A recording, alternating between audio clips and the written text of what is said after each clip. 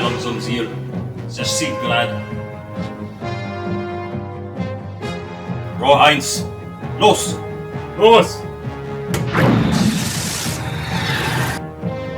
Rohr 2. Los! Los!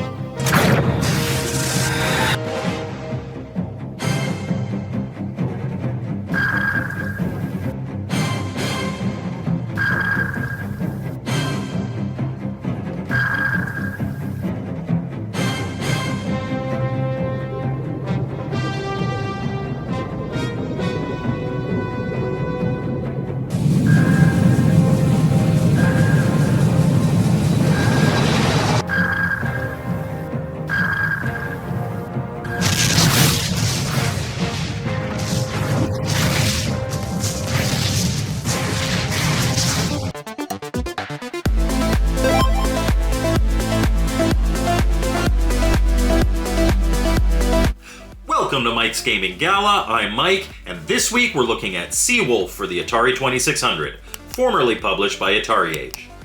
Seawolf came in a professionally printed box, complete with a manual, and of course, a new injection molded cartridge. Seawolf is a port of the popular arcade game of the same name. In fact, it was the highest grossing arcade game in the United States for 2 years in a row, 1976 and 77. Sadly, it's no longer for sale on Atari Age, but I'll have a link in the description where you can download the ROM for free. Does the port live up to the source material? Well, this one was voted on by my channel members, so I hope so. Let's see. Turning on your system, we get a title screen typical of many 2600 games. It shows us a playfield with the game title at the top. We also get this primitive rendition of the theme to Das Boot.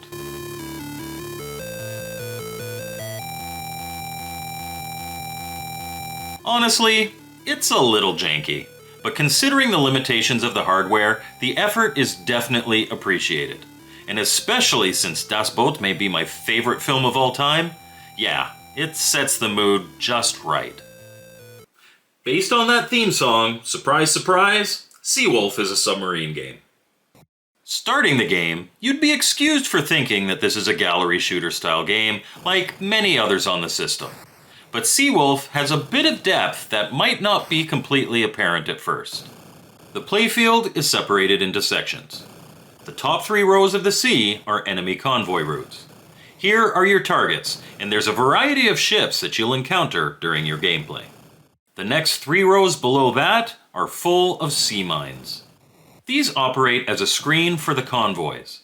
They won't hurt you, and you can shoot them, but they don't give you any points. And you'll need points if you want your game to last. At the bottom of the screen is your submarine, and below that, from left to right, is your remaining fuel, which acts as a timer, your remaining torpedoes, and the amount of lives that you have left.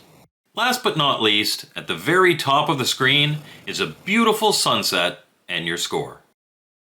Now, I said that in order to make your game last, your score was going to be very important. You're going to want to make sure that every one of your torpedoes count. As you play, your fuel and torpedoes will diminish, obviously. However, supply pods are released every time you reach 1,000 points. You'll hear a ping and then a flashing pod will start moving across the screen. Shooting it will restock your supplies. Sometimes when it arrives, you'll only have 1 or 2 shots left, so making sure you get a clear hit is vital. If you miss, you will almost assuredly run out of resources, and when that happens, you lose a life. Now, with this information, it's important to know how you can maximize your points in order to get the most supplies possible. There are a variety of different ships that all have different characteristics and are worth different points. At the bottom of the totem pole, there are the standard freighters, which are generally slow and easily sunk with 1 torpedo. These are worth 50 points each. Brown destroyers move in the same way as freighters and are also worth 50 points. They'll fire depth charges at you though, so be careful. Enemy submarines are pretty tough to hit when they're on screen, and they dive quickly. If you can hit them while they're surfaced, they're worth 80 points. Green battleships take 2 or sometimes 3 hits to sink, and after the first hit, they'll slow down to an absolute crawl. Once they go down, they give you 70 points.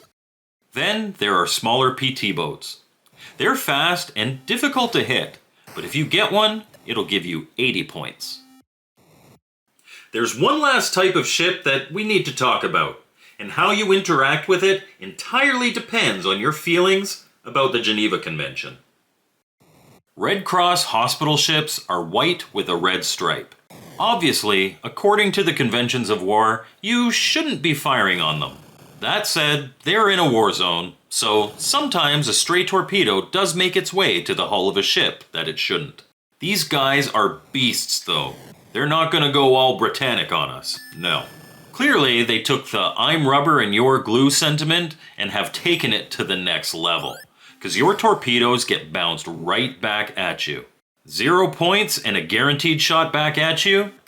Good idea to play by the rules and avoid these guys.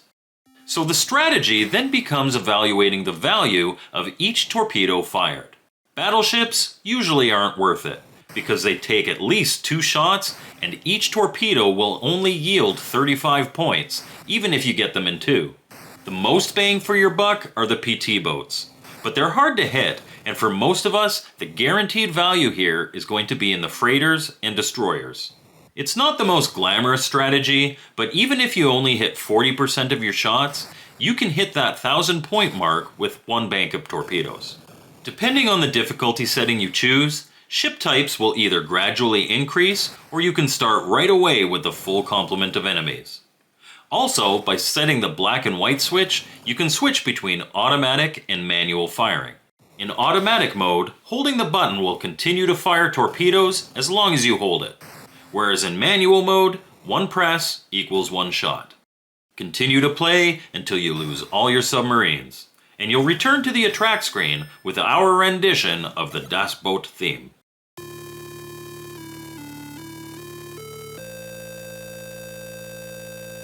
And that's Seawolf for the Atari 2600. So what did I think? Well, to answer the question of whether it lives up to the source material, I'd say most definitely yes. This rendition of the classic looks and plays great. The original arcade definitely had a lot going for it to make it stand out. The periscope game mechanic was great, and due to having the player in close, they could add colors to the black and white screen with torpedo indication lights, overlays, and colorful explosions. Not to mention the bass and the sound effects for the explosions. This version gives you the same feel while adding a lot of color. I would have liked more sound effects, as it's pretty sparse when you're not in the process of hitting something, but there's only so much you can do on the system. If you like these kind of shooting games, it's a solid one. And it's free, just click the link in the description and give it a download. Thank you for watching my video, I hope you liked it, and thank you so much to my channel members who voted for this one as their member review for the month. I appreciate the support so much. And if you'd like to join in the fun, by all means, please click that join button. I'm hoping 2025 comes with a lot of new stuff and members will get first access to it. As always, my contact info is in the description, and we'll see you next time on Mike's Gaming Gala.